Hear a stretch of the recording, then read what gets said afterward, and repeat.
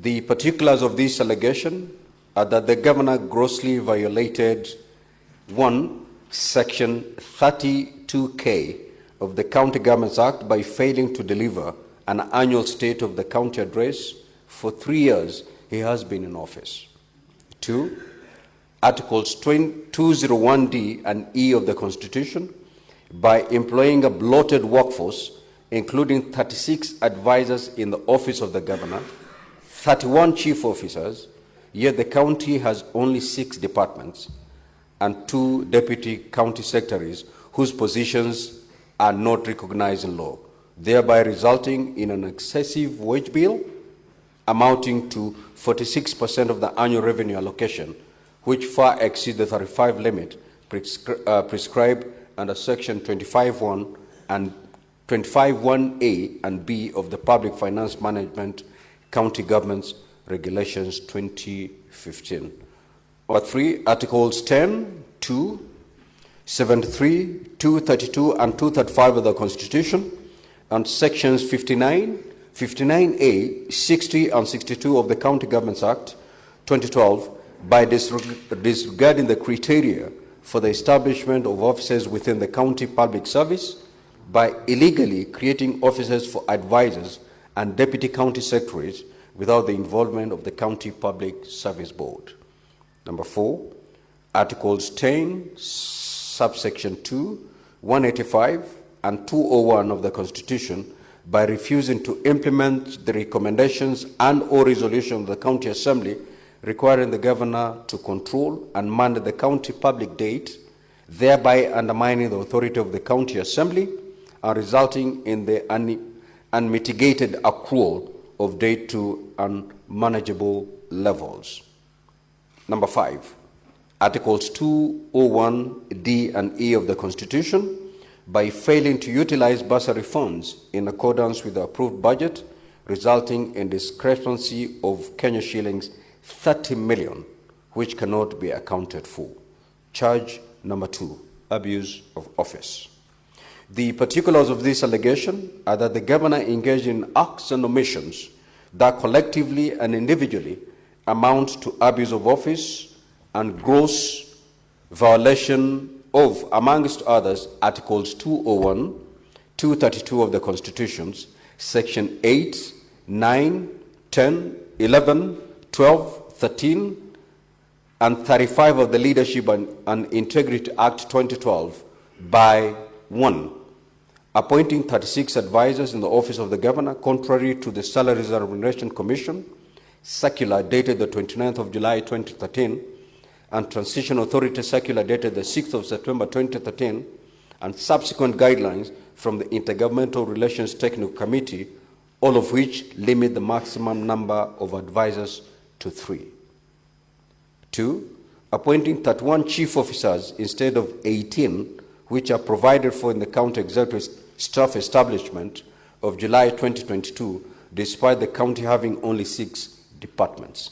Number 3, appointing chief officers under 2-year contracts, thereby creating a climate of fear and uncertainty contrary to Articles 73(1)B of the Constitution, and failing to renew the contracts of County Executive Committee members, significantly affecting the continuity of service delivery in the county.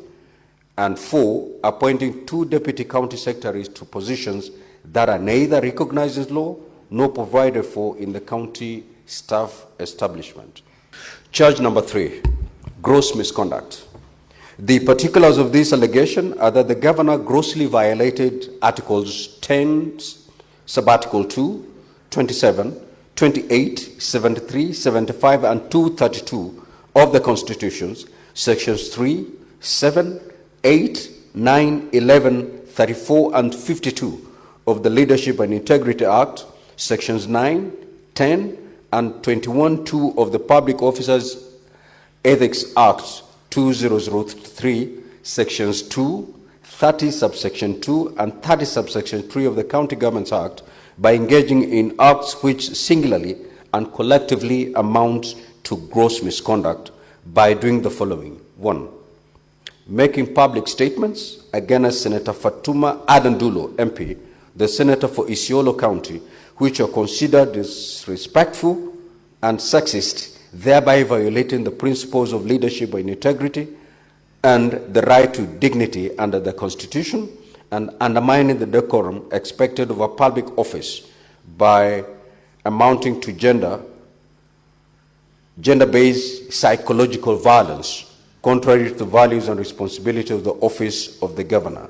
2, breaching public trust by making divisive, derogatory, and discriminatory remarks against other clans residing in the county, thereby undermining public confidence in the integrity of his office and sowing discord in the community. And finally, being continuously absent from the county and running its affairs remotely from Nairobi, thereby stalling service delivery.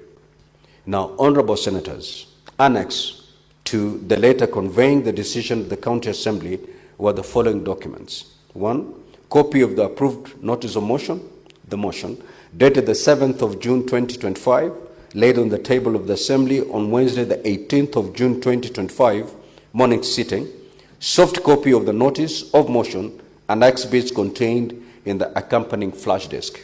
Number 2, copy of the exhibits laid on the table of the Assembly on Wednesday the 18th of June 2025, morning sitting, video exhibits contained in the accompanying flash disk. 3, order papers for the Assembly sittings of Wednesday the 18th of June 2025, morning sitting, and Thursday the 26th of June 2025, afternoon sitting. Soft copy of the order papers are contained in the accompanying flash disk.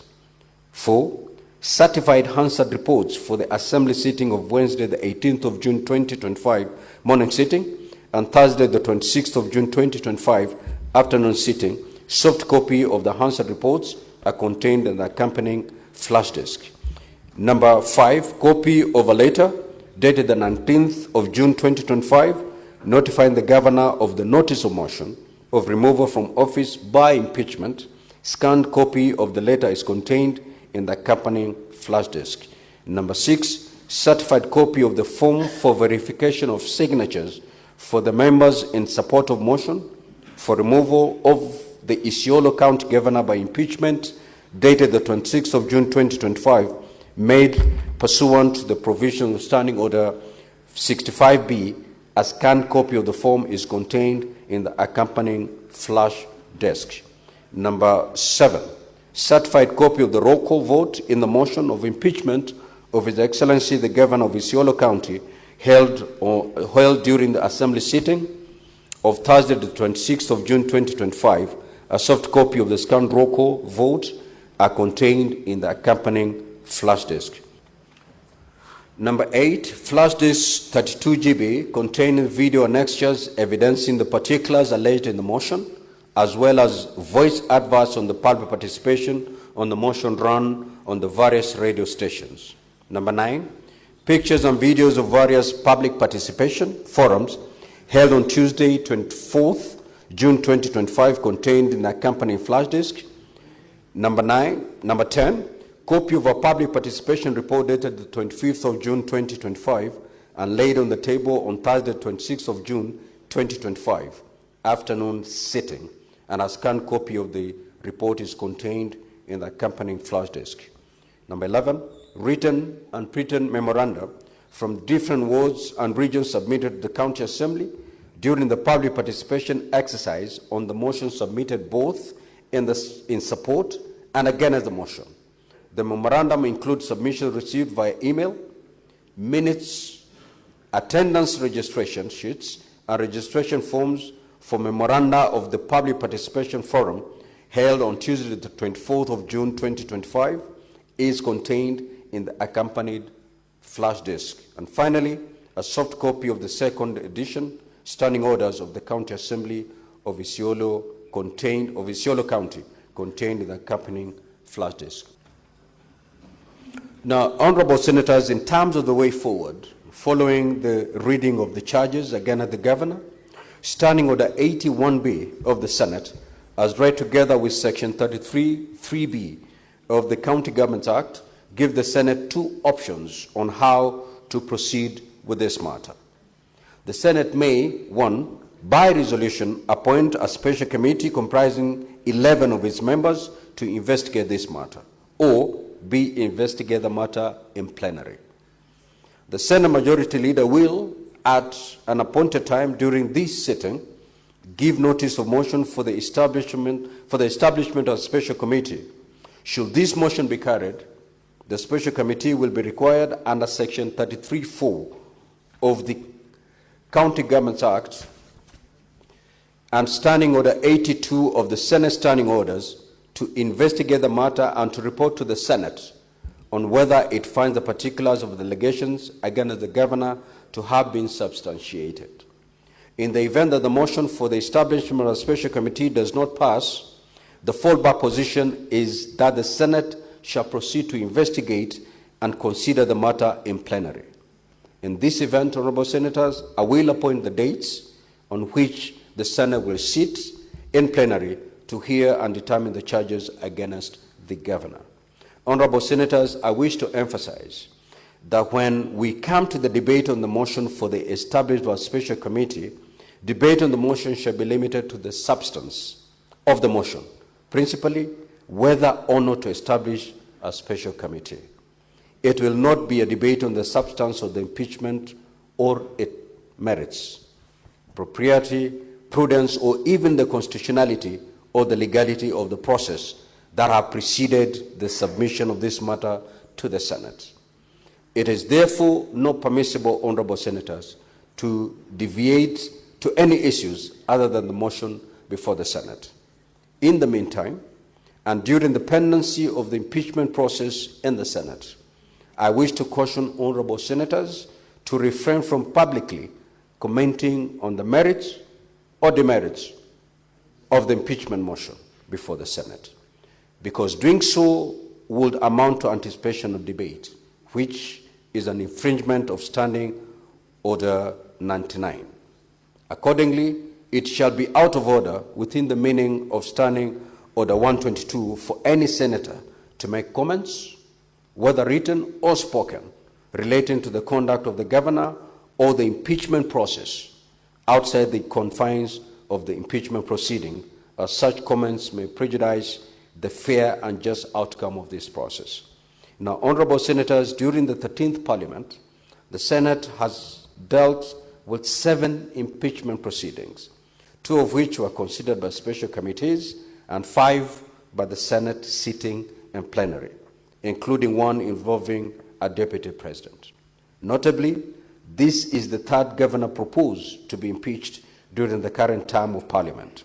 It is important that we draw on the best practices established in the previous proceedings as we deliberate on this particular matter. The Senate will be sitting as a quasi-judicial body, conducting investigations into the alleged violations of the Constitution and the law, and subsequently make its determination on the matter. The impeachment hearing is not merely a procedural formality. It is a critical process that plays a crucial role in upholding the principles of democracy and good governance. It represents one of the Senate's most significant oversight functions and core responsibilities. I conclude by urging all honorable senators to exercise the highest level of responsibility on this particular matter. I thank you. Next order.